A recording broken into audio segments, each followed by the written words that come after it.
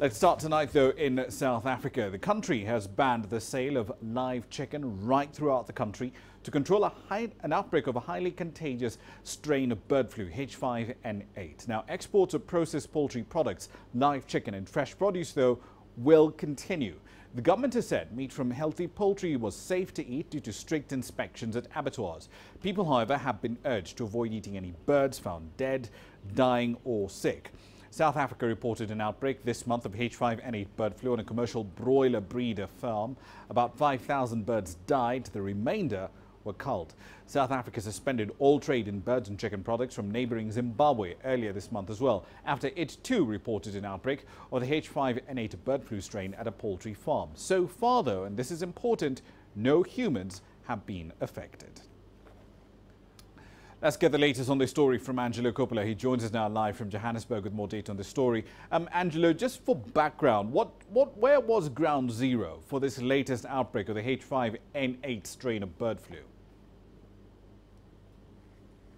Well, the samples were taken from a farm near Villiers in the Mpumalanga province, and it's confirmed that was the case on Friday. That's after the veterinary authorities were told about a high death rate in the broiler flock on the farm. As a result, those 24,000 birds were culled.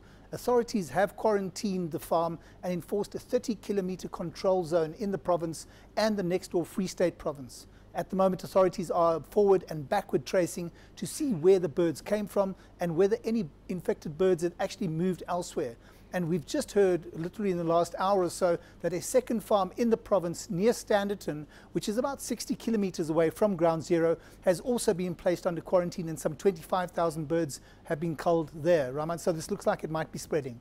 Indeed. So how effective can this ban on local sales of live chicken be? I mean, speaking as an amateur, I know nothing about the poultry industry, but how does a ban like this get enforced? Well, the big losers are going to be the smaller farmers who have smaller markets that are probably local markets, and of course the street hawkers in the urban areas. It's going to be really interesting to see how the authorities will handle the ban. It's unlikely that street hawkers across the country will know about the ban that's in place immediately, and they're certainly not going to take kindly to it.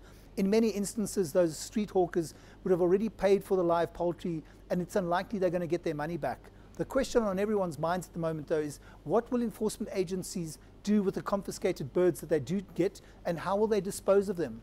It's expected, though, that there will be some tensions on the street between hawkers and authorities, at least for the next 14 days. Roman?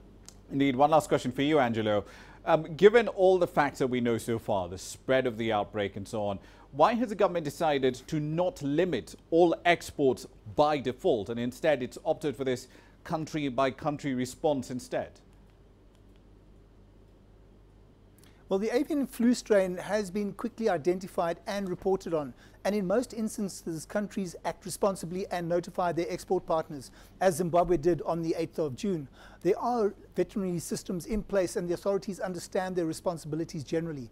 The big pressure point will come from people crossing borders with live birds between Zimbabwe, South Africa and its neighbours. South African authorities have said that they're going to step up or increase their surveillance at those common border posts. But in the meantime, after this confirmed Mpumalanga case from Friday, Zimbabwe has in fact announced a ban on all South African poultry coming into that country. So there's a joint ban between the two countries at the moment. Botswana and Mozambique imposed a ban on the Zimbabwean poultry. Let's see if they react to the South African Mpumalanga case. But there is a meeting taking place tomorrow in South Africa to try and develop a strategy to deal what could be a potentially huge crisis here. Raman? Indeed. We'll leave it there for the time being. Thank you very much for the update. That's Angelo Coppola, live, of course, in Johannesburg.